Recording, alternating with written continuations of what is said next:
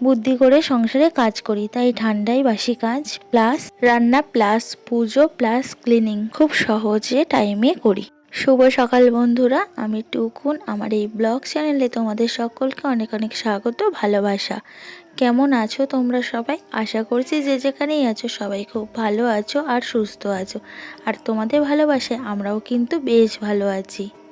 আজ মঙ্গলবার, ঘড়িতে এখন সকাল 6:30 বাজে। এখন থেকেই তোমাদের সবাইকে সঙ্গে নিয়ে নতুন একটি ব্লগ শুরু করছি। আশা করছি আজকের ব্লগটা তোমাদের খুব ভালো লাগবে। তো দুষ্টুটার ঘুম ভাঙানোর জন্য ছাদে একটু ঘোরাচ্ছিলাম, তো ওর ঘুমটা ভেঙে গেছে। তারপরে ওকে ব্রাশ করিয়ে দিলাম, দিয়ে দেখো টিফিনটা রেডি করে দিয়েছি। তো আজকে ওর টিফিনে দিয়েছি ম্যাগি করে। তারপরে আমি চলে এসেছি ওকে ড্রেস পরাতে। এই হয়েছে এক মহা সমস্যা, জানো তো বন্ধুরা। দুষ্টুটা রেডি করা আর দাদাভাইয়ের টিফিন করা একদম এক টাইমে পড়ে গেছে। কিভাবে যে নাজেহাল অবস্থা হচ্ছে আমার, সে আমিই জানি। তো যাই হোক, এদিকে দুষ্টুটাকে রেডি করিয়ে দিচ্ছি। ওকে 8টার মধ্যে স্কুলে ঢুকতে হবে, তো 5-10 মিনিট আগে বেরাই, না হলে টাইমের ভিতরে স্কুলে তো ঢুকতে পারবে না।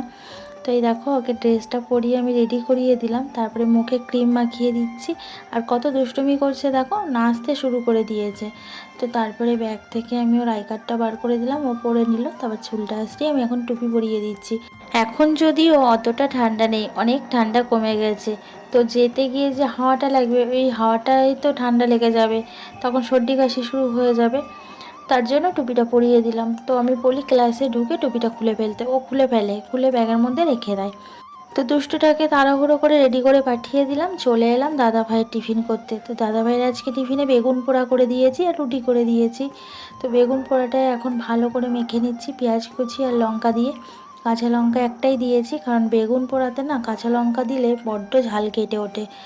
তো আমি এখন বেগুন পোড়াটা ভালো করে এই যে এখন লঙ্কা ডলে পেঁয়াজ কুচি দিয়ে মেখে নিচ্ছি। আর বেগুন পোড়া রুটি খেতে কিন্তু ভীষণ ভালো লাগে। আর দেখতে দেখতে সময়ও হয়ে গেছে দাদাভাইয়ের। দাদাভাই কিন্তু রেডি হয়ে চলে এসেছে। তো এই যে আমিও দাদাভাইয়ের টিফিনটা দিয়ে দিয়েছি। দাদাভাই এখন খেয়ে নেবে ঝটপট করে। তারপরে দাদাভাই টিফিন বক্সটাও আমি রেডি করে দিলাম। দাদাভাই বেরিয়ে গেছে আর আমি চলে এলাম ঘরের কাছে। তো প্রথমেই আমি জল গরম করতে বসাচ্ছি, মেয়ে স্কুলে যাবে।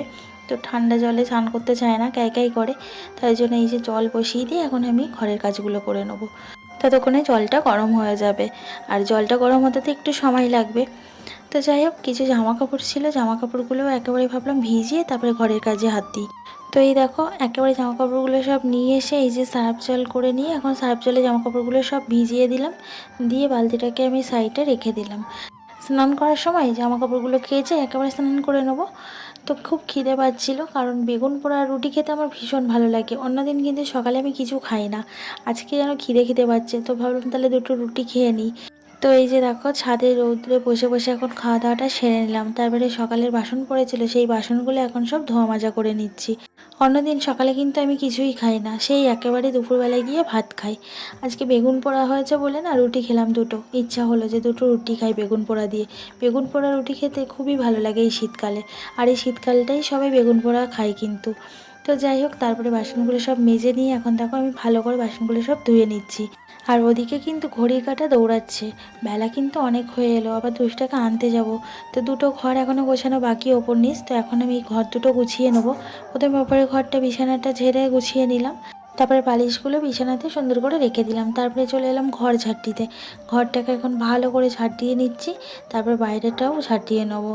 তারপর উপরের কাজ গুছিয়ে যাব নিচের ঘরে, নিচের ঘরটা গুছিয়ে নেবো। তো আমার প্রত্যেকটা দিন সকালবেলাটা এরকম তাড়াহুড়ো লাগে।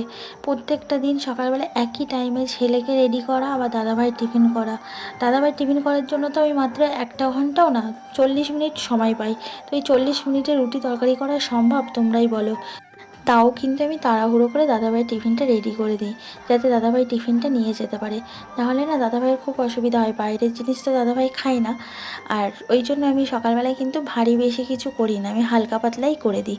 তো যাই হোক, ওপরের সব কাজকর্ম গুছিয়ে চলে এলাম নিচে।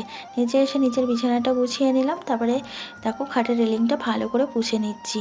আমি কিন্তু প্রত্যেকদিন ঘর গোছানোর সাথে সাথে এই খাটের রেলিং আলমারি টালমারিগুলো ওগুলো পুছে নিই। তবুও যে ধুলো কী করে পড়ে বুঝতে পারি না। তাও যেন মনে হয় কত ধুলো, পোছা হয় না প্রায় 1 সপ্তাহ 2 সপ্তাহ হয়ে গেল। এত ধুলো কী করে আসে কে জানে উপরে, তাও ধুলো কী করে আসে বুঝতে পারি না। তো যাই হোক, তারপরে দেখো আমি এখন টেবিলটা সুন্দর করে গুছিয়ে নিচ্ছি। আর এই টেবিলটার উপরে তো যত গোছাবো তত দুষ্টু ঘুরিয়ে রাখবে। তারপরে এই যে টিভিটাও এখন আমি ভালো করে পুছে নিলাম। তো ঘরে সব কটা জিনিস কিন্তু আমি ভালো করে পুছে নিই ঘর গোছানোর সাথে সাথে। ঘরে তেমন কিছু জিনিস আমার নেই, তোমরা তো দেখতেই পাচ্ছ। ঘরটা আমার খুবই ছোট আর অল্প খুবই জিনিস দিয়ে আমার ঘরটা সাজানো। তো ঘর সাজাতে আমার খুবই ভালো লাগে, বাট উপায় নেই, ঘরটা খুবই ছোট আর সেরকম উপায়ও নেই। কারণ মধ্যবিত্ত সংসারে ইচ্ছা হলো আর সেটা নিয়ে চলে এলাম, ঘর সাজালাম, সে তো মানে বললেই হয় না।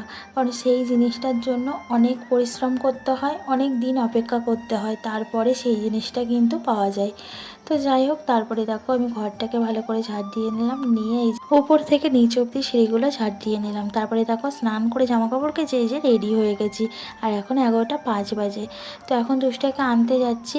আর এই সময়টা আমার বড্ড তাড়াহুড়ো লাগে, কারণ সব কিছু আমার টাইমের ভিতরে করতে হয়।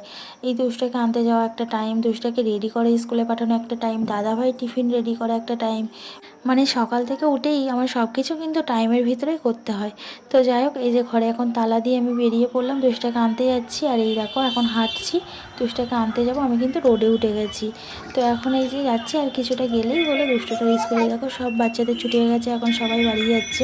তো আমার প্রত্যেক দিন দেরি হয়, আগেও হতো এখনও হয়, কিছু করার নেই, সব কিছু সামলে তারপরে আমাকে যেতে হয়।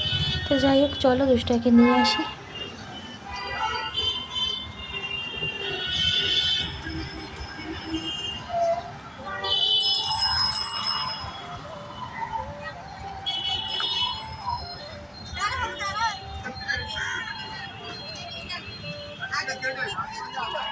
আর এই দেখো দুষ্টুটাকে স্কুল থেকে নিয়ে বাড়ি চলে এসেছি।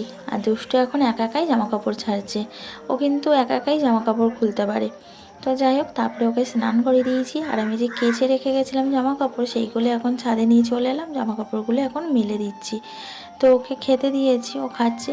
প্রত্যেক দিন বাড়ি আসতে আসতেই তো 12টা বেজে যায়। তো এখন ভারী কিছু খালে না দুপুরবেলায় আর ভাত খেতে চাইবে না, তাই জন্য এখন হালকা পাতলা খাবার দিই, সেটাই ও খেয়ে নেয়।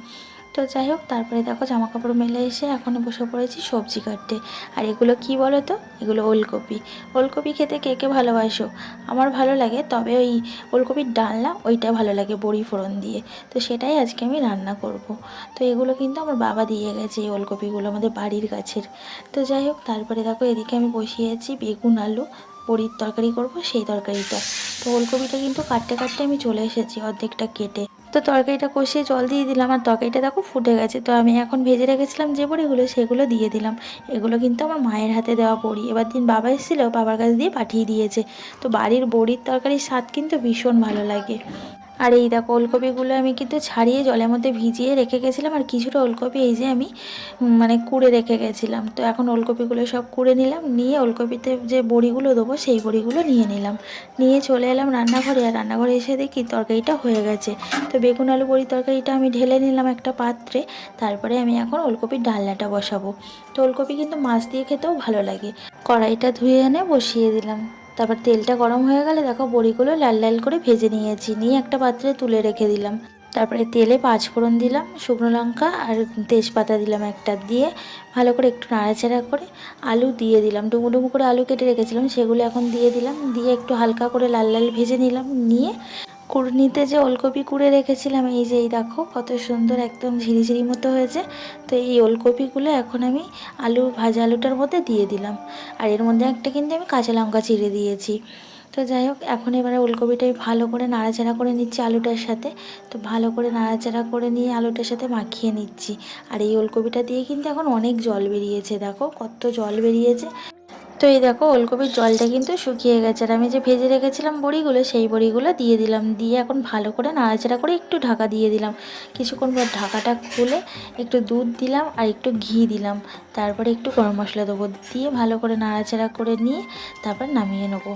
আর একটু কয়েকটা মিষ্টি দেবো, একটু মিষ্টি মিষ্টি না হলে ভালো লাগে না, নিরামিষ তরকারি তো। তো এই দেখো ওলকপির তরকারিটা আমার রান্না হয়ে গেছে, রান্নাবান্না কমপ্লিট করে এই যে আমি এখন খাবারও বেড়ে নিয়েছি।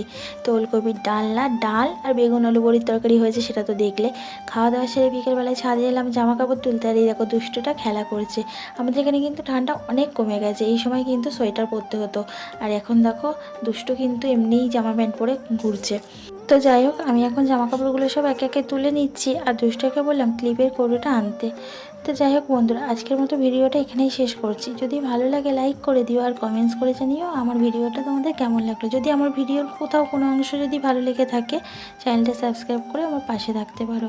দেখা হচ্ছে কালকে আবার একটা নতুন ভিডিওতে। ততক্ষণ অবধি তোমরা ভালো থেকো, সুস্থ থেকো। আর নতুন বন্ধু চ্যানেলটা সাবস্ক্রাইব করতে ভুলো না।